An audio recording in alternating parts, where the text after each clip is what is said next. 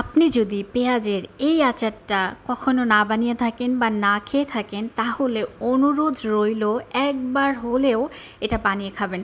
এটা এতই মজা এবং ইনস্ট্যান্ট বানানো যায় আর একেবারে ঝামেলামুক্ত, এবং আপনি এটা খেয়ে একেবারে ইমপ্রেস হয়ে যাবেন। আর যদি পোলাও, ভাত, খিচুড়ি, পরোটা, পান্তা ভাত যে কোনো কিছুর সাথে পাই এটা একদমই জমে যায়, এবং আপনি চাইলে এটা দিয়ে মুড়ি মাখাও করতে পারবেন, খুবই মজা লাগে। তো আমি হচ্ছে এখানে 3টা মাঝারি সাইজের পেঁয়াজ নিয়ে নিয়েছি, সেটাকে একদম ভালোভাবে ধুয়ে নিয়েছি। আগে ধুয়ে নেওয়ার পর এভাবে পাতলা পাতলা করে কেটে নেওয়ার পর এখানে 3 থেকে 4টা আমি কাঁচামরিচও নিয়েছি, সেটাকেও এভাবে কেটে নিলাম। ঝালের টেস্টটা কিন্তু বুঝে শুনে দিতে হবে, যে যেরকম ঝাল খায় সেভাবে দেবেন। এরপর হাত দিয়ে আমি একটুখানি আস্তে করে ভেঙে নিলাম, বেশি জোরে কচলানো যাবে না, আবার পানি উঠে যাবে।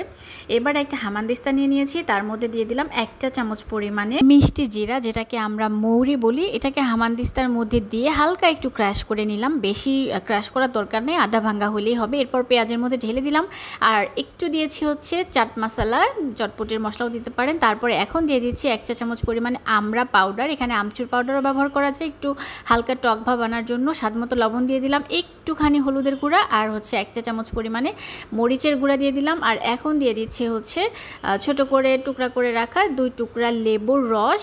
এটা হচ্ছে কাগজি লেবু নিয়েছি আমি, এটাতে সুন্দর একটা ঘ্রাণ আছে, তো যে কারণে কাগজি লেবুটাতে টক ভাবটাও একটু কম, কিন্তু সুন্দর একটা স্মেল আসে। এবারে হাত দিয়ে হালকা একটু মাখিয়ে রেখে দিলাম একটা সাইডে। এবারে আমি ফ্রাই প্যানের মধ্যে সরিষার তেল দিয়ে দিলাম, প্রায় 3 টেবিল চামচের মতো হবে। এখানে 2টা লবঙ্গ দিয়ে দিয়েছি, 1 চা চামচ পরিমাণে দিয়ে দিলাম কালো সরিষার ফোড়ন।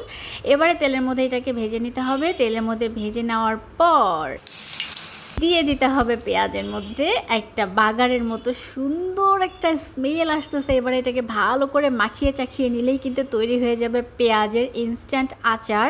তবে হ্যাঁ, এই আচারটা কিন্তু স্টোর করা যাবে না, এটা যখন খাবেন তখনই বানিয়ে খেতে হবে, কিংবা এটা বানানোর পর বড় জোর 3-4 ঘন্টা রাখতে পারবেন, তা না হলে কিন্তু পেঁয়াজ থেকে আবার পানি উঠে পানি ছেড়ে দিয়ে টেস্টটা নষ্ট হয়ে যাবে। আর যদি 5-6 ঘন্টা রাখতে চান একটা এয়ারটাইট বক্সে করে ফ্রিজে রেখে দিতে পারেন। তো এই যে আমি এখন পরোটার সাথে খাচ্ছি, এটা যে কি মজা ভাই, একবার বানালে বুঝবেন পুরো আচারের টেস্ট। এবং যারা কাঁচা পেঁয়াজ খেতে পছন্দ করেন তাদের জন্য এটা একদমই অমৃত, অবশ্যই একবার হলেও ট্রাই করবেন।